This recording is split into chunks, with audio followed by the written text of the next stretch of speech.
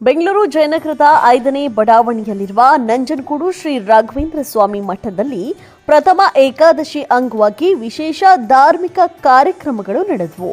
ಬೆಳಗ್ಗೆ 6:30ಕ್ಕೆ ಪರಮ ಪೂಜ್ಯ ಶ್ರೀ ಶ್ರೀ ಸುಬುಧೇಂದ್ರ ತೀರ್ಥ ಶ್ರೀಪಾದಂದವರು ಶ್ರೀರಾಮದೇವರ ಸಂಸ್ಥಾನ ಪೂಜೆಯನ್ನ ನೆರವೇರಿಸಿದರು.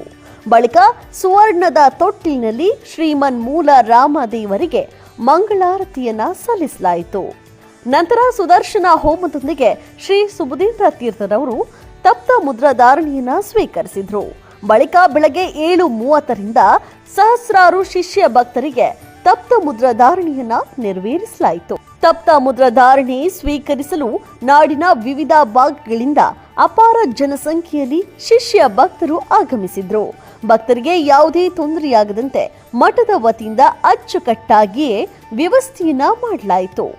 ವಯೋವೃದ್ಧರು ಹಾಗೂ ವಿಕಲಚೇತನ ಭಕ್ತರಿಗೆ ಪ್ರತ್ಯೇಕ ವ್ಯವಸ್ಥೆಯನ್ನ ಕಲ್ಪಿಸಲಾಗಿದ್ದು, ಮಠದ ವ್ಯವಸ್ಥೆಯನ್ನ ಕಂಡ ಭಕ್ತರು ಸಂತಸವನ್ನ ವ್ಯಕ್ತಪಡಿಸಿದ್ರು. ಇನ್ನು ಪ್ರಥಮ ಏಕಾದಶಿ ಪ್ರಯುಕ್ತ ಬೆಳಗ್ಗೆಯಿಂದ ರಾತ್ರಿವರೆಗೂ ನಾಡಿನ ಪ್ರಖ್ಯಾತ ವಿದ್ವಾಂಸರಿಂದ ವಿಶೇಷ ಪ್ರವಚನ ಕಾರ್ಯಕ್ರಮವನ್ನು ಕೂಡ ಆಯೋಜಿಸಲಾಗಿತ್ತು.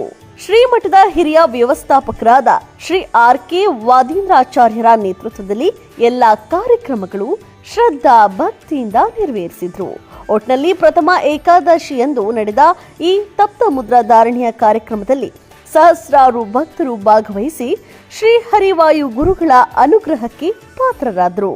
Sagar news times, Bengaluru.